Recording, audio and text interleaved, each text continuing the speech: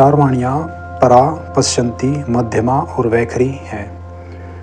हम सामान्य रूप से जो भी बातचीत करते हैं वो सिर्फ हमारे मुंह से ही क्रिएटेड नहीं होती हैं, वो बहुत गहरे तल से उठकर आती हैं। ठीक है, उनका एक अलग अलग स्तर है, उसी पर बात होगी। देखिए, शुरुआत करते हैं परा से, जहाँ से बिल्कुल बिगिनिंग है, शुरुआत है।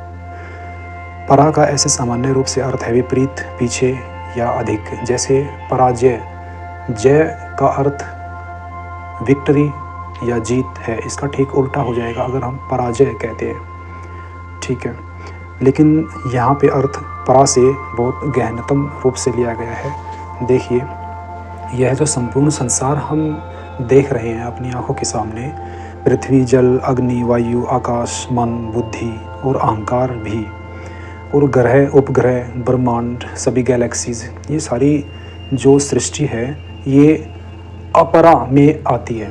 ठीक है, परा और अपरा, अपरा में ये सब कुछ है।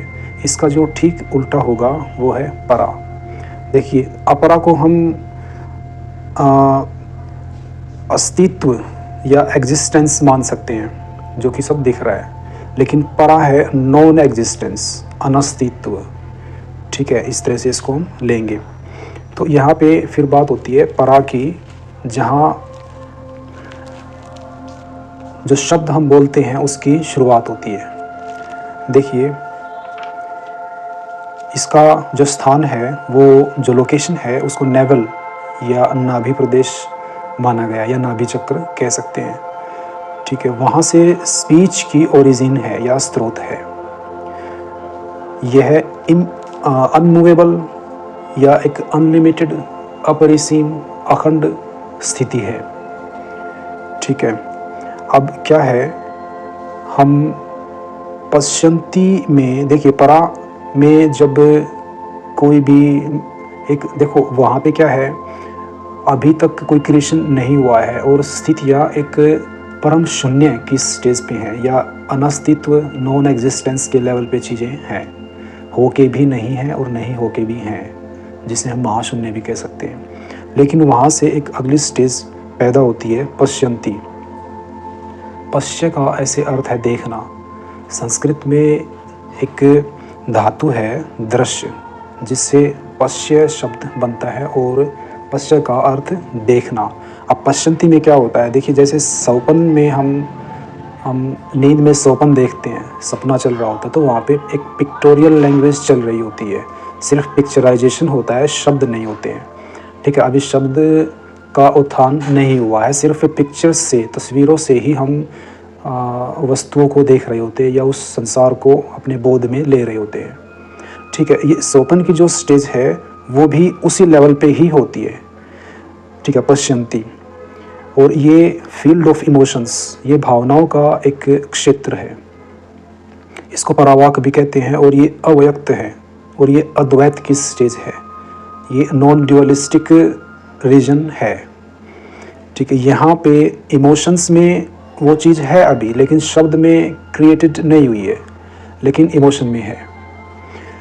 इसकी तुलना में जो परा है वो तो संपूर्ण अस्तित्व ही है।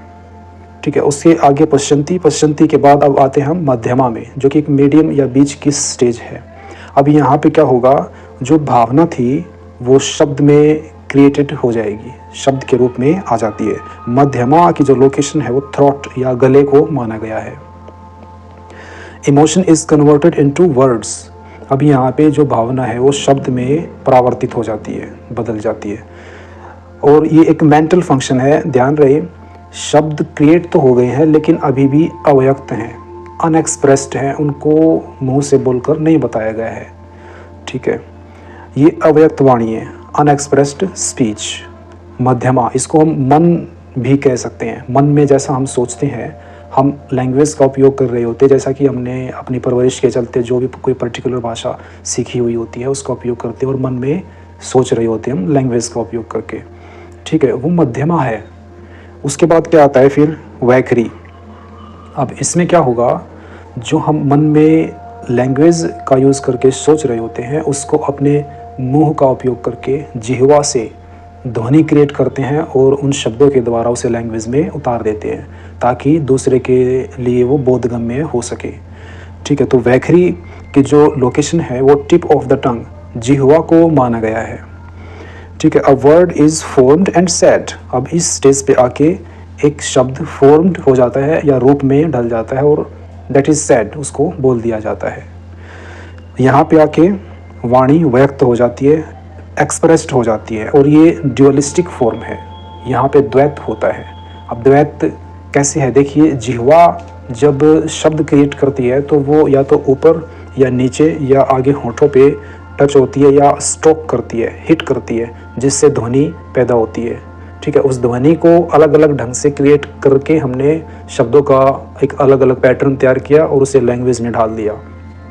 ठीक है, इस तरह से हमने अलग अलग भावों को या कंटेंट्स को शब्द के साथ जोड़ दिया, जिससे हम अपने उन भावों को जो कि शब्द में आके दूसरे तक पहुंचते हैं और हमारा वो जो मंतव्य है वो एक्सप्रेस्ड हो जाता है, प्रकट हो जाता है।